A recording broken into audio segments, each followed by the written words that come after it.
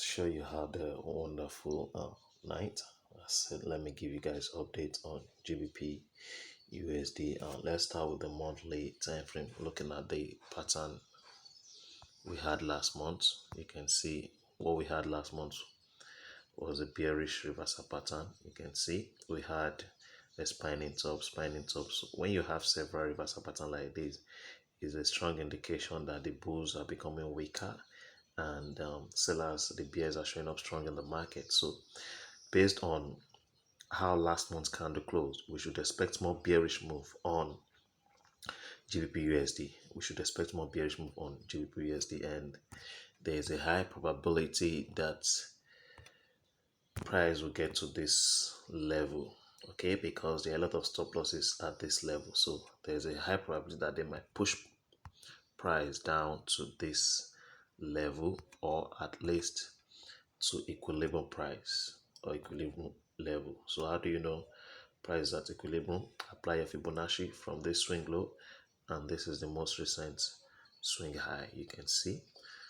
So before we'd see pullback, before there will be a pullback, price would hit level 50, which is at this level. Okay, that's about 90 pips from the current market price. Okay, so and if they successfully break out from this level, they will aim for this next area of liquidity. Okay, so now let's go down to daily. What we should look out for today. Okay, but before we go down to daily, let's go to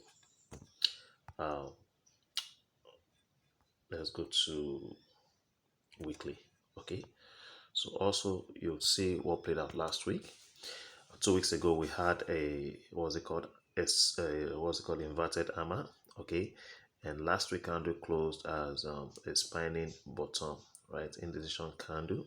Now a lot of retail traders would have jumped in to buy, right? That's what you thought, that when you see an inverted hammer or a spinning bottom, you should buy. So a lot of retail traders would have executed buy, right? Though most would not take notice of this resistance that formed here. Can you see? We had a supply zone here. This was a supply zone. So price tested this. Some will call this a resistance zone. Okay, you could also call it a supply zone. Price tested this supply zone, and there was a strong rejection from that level. But a lot of retail traders would have jumped in to buy.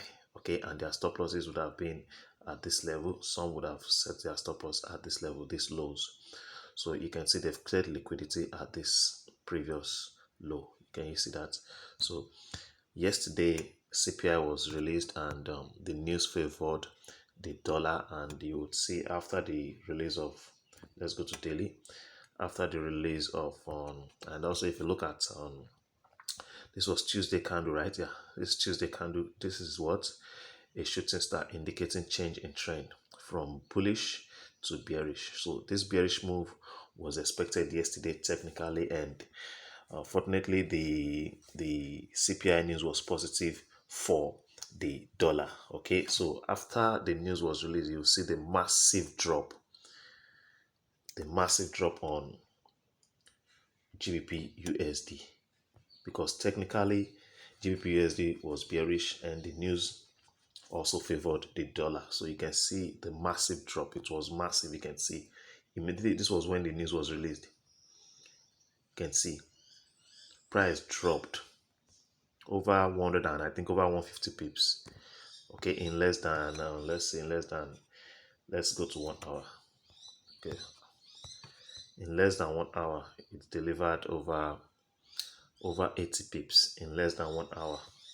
Okay, so right now, what is happening? What should we expect today? It is still bearish. Okay, it is still bearish, but entering a sell right now is at a very high risk, but the trend is still bearish. Okay, so because this is where price started dropping. Okay, when you open the chart, the first thing you should look at is where did price start dropping. Price started dropping from this point.